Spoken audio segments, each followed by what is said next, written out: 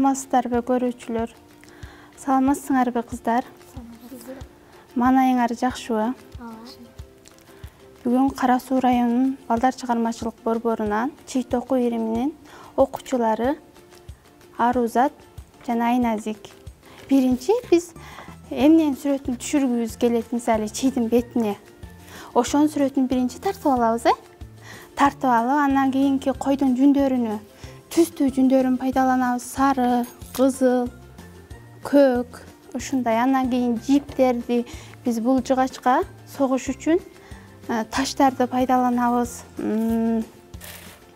Кана эмесе, кыздар, келгиле ушу сүрөт боюнча биз маркерди алып, чийдин бетине сого баштайбыз.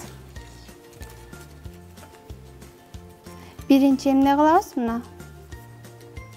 Берилген өлчөмүндө өлчөп алабыз. Азаматсың. Биринчи, андан кийинки экинчисини коюп алып, ошол түстөгү жүндү алып орой баштайбыз. Жүндү орогондо дагы өтө катуу оробостон ничке кылып оруп чыгабыз.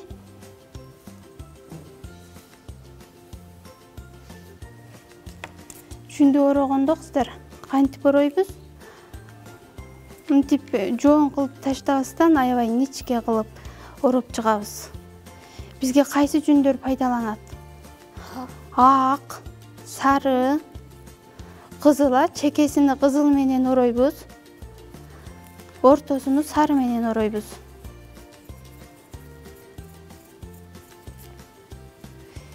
Рамка кылыш үчүн биз чекелерини гана кызыл менен оруп чыгабыз. Орогондо биз кантип оройбуз? Мынакей, көрдүңбү? Мынтип оруп чыгабыз.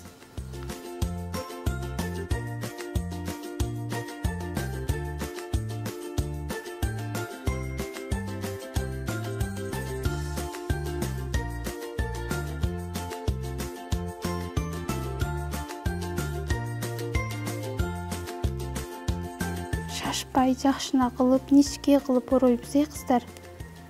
Биз чийлерди эмне кылабыз?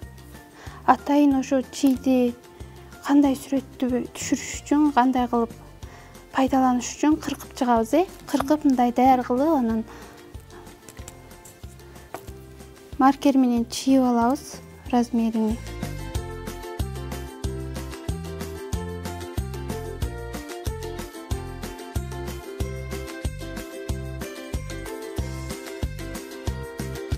Биз койдун ак жүнүнү боеп алабыз. Мисалы, жашыл, сары кылып, анан кандай нерсе түшүрсөк, мисалы, орламент түшүрөбүзбү, гүл түшүрөбүзбү, жер жемиштин сүрөттөрүн түшүрөбүзбү, ошого карап боеп, чийлерибизди кыркып, анан жасап чыгабыз.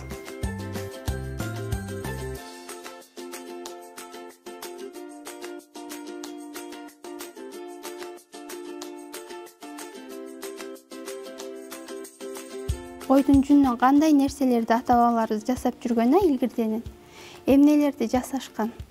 Айткач, орой бергилечи кыздар. Боз үйгө аябай сонун жабдыктары. Андан кийин ошол койдун жүнүнөн эле жүндөрдү кылып кийиздерди да жасашкан. Ашканаларды согушкан, тутуудун алдынан чийлерди жакшынакай кылып тоскон, жөн эле чийди согуп койбостон кооз, аябай жакшынакай сүрөттөрдү түшүрүп, жакшынакай кылып согушкан. Демек, биз дагы ошо илгерки ата-бабаларыбыз колдонуп келаткан нерселерди ошол жаш муундарга үйрөтүп кетели деп, ушул нерселерди жасап атабыз да.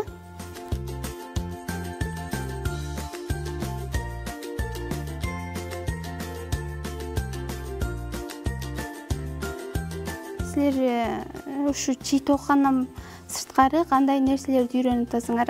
Досторуңарга айтып бербейсиңерби? Мен бул иримге катышкандын себеби 2 жылдан бери катышам. Биринчи келгенимде мен үчүн өтө кызык болгон. Себеби илгертен бери колдонуп келген, ата бабаларыбыз колдонуп келген нерселерди азыр деле биз жаш малыбызда эмне үчүн колдонсок болбойт деп ошон үчүн кызыккандан катышкам. Мен бул ийримде жөн гана чий токушту эмес, ар кандай специялар менен дагы, крючоктор менен дагы токуганды үйрөндүм. Азыркы учурда чайнектин астына токуганды үйрөнүп, азыр эжекеден носки, байпак токуганды үйрөнүп жатам. Азаматсың. Демек биз ошо койдун жүнүнөн көп нерселерди токусак болот экен, ар кандай жиптерди ирилейт, ошолордон биз эмнелерди токуп үйрөнүп атабыз кыздар? Сумкаларды, пайпактарды токуп үйрөнүп атабыз. Ар кандай жакшынакай шарфтарды токуп атасыңар, Азаматсыңар кыздар. Келечекте ким болгуңар келет? Мен келечекте ушул чийди жакшылап үйрөнүп, мен дагы менден кийинки жаштарга ушундай сизге окшоп мугалим болуп, чийди үйрөткүм келет. Азамат. Асылзат, сенчи? Чоңойгондо чебер болгум келет. Азаматсың. Башына кысылдыройбуз.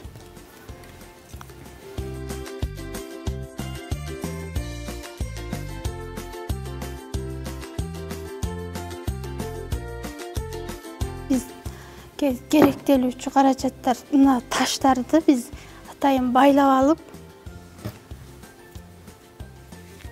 оролгон чийдеги соголган нерсебизди мына алмурутубузду согобуз.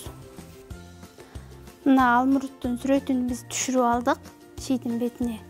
Эми таштарды ороп согуп чыгабыз.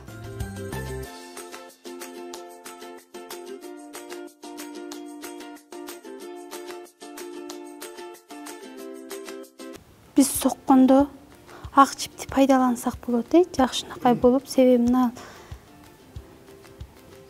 неме чийдин бетине ак жүн орогонбуз. Ошондуктан биз ак жипти пайдаланабыз.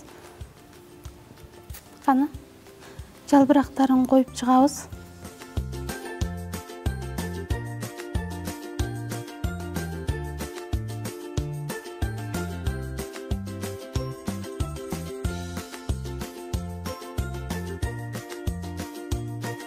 Мынакей биздин алмурутубуз.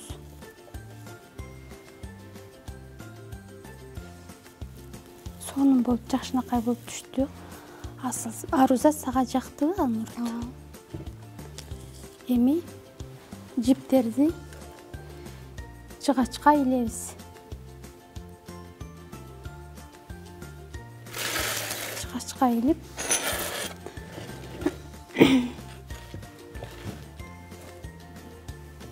тегиз кылып кыйшайтпастан бирден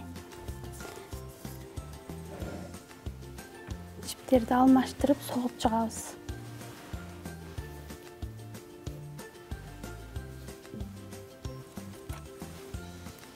Бир ташты бул жагына алабыз, андан кийинки ташты бул жагына алабыз.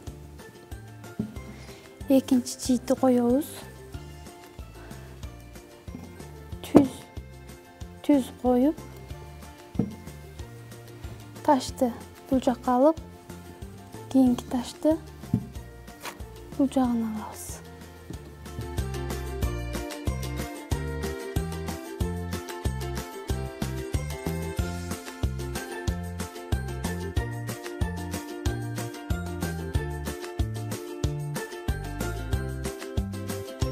Бизге чийге аябай көп убакыт кетет. Чийге орнаменти дагы түшүрсөк болот, аябай чоң. Кандай жакшынакай сүрөттөрдү, жаныбарлардын сүрөттөрүн түшүрсөк болот. Биз себеби мында убактыбыз аз болгондуктан сиздерге кичинекей алмуруттун сүрөтүн көргөзүп кетели деп алмуруттун сүрөтүн түшүрүп атабыз.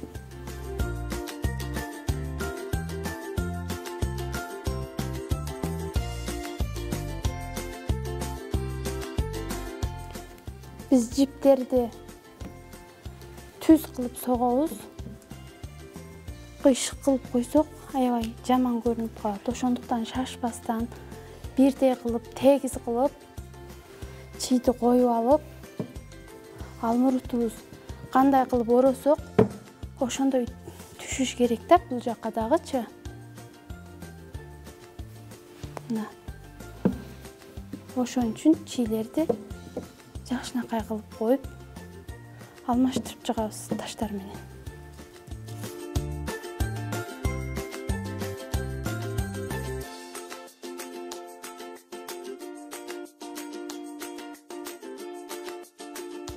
Мына токула баштады. Аябай сонун болуп алмуртубуз чыкты. Уже жалбырагына келдик. Жалбырагына келип согуп бүттүк бүгүнкү алмуртубузду чийдин бетине түшүрүп.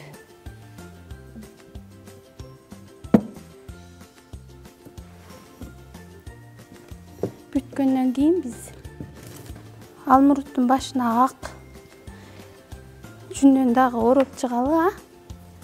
Кана кыздар, дагы кандай талантыңар бар? Сәл ушу ирим боюнча кандай ырларды билесиңер? Айтып бергилечи кана досторго. Мен айтып берсем, саймалыкты жаратып, сонун ишти баштайлы, келечеги чакырат, санариптүү жаштарды демекчи. Азыркы учурда мен ушул иримге сиздер дагы катышууну каалайт элем. Себеби бул ирим мага өтө жакты. Үй шартында дагы отуруп алып жасасак дагы болот. Айназик, кана сен дагы досторго ырдап берчи. Кандай талантың бар? Кыргызымды байытып, маданият байлыгын, көркөмдөп кооз жасайын, кереметтүү жайларын, каада салтын улантып, элиме кошом салымды, чий бетине гүл салып, чебер кылам атымды. Азаматсың Айназик. Чий токуду үйрөтүү менен бул балдарга каада салтты үйрөтүп келебиз. Илгерки чоң энелерибиз кылып жүргөн нерселерди биз азыркы жаш муундарга үйрөтүп кетип атабыз да. Илгери аябай сонун нерселерди жасашып, койдун жүнүнөн көптөгөн нерселерди жасашкан. Азыр койдун жүнүнү көп пайдаланышпайт, экологияны бузуп атат, ошо жүндөрдү өрттөшүп, ушинтип атышат. Биз болсо жаштарга ошо кол өнөрчүлүк боюнча илгерки ата-бабаларыбыз кылып келген нерселерди жаш муундарга үйрөтүп атабыз.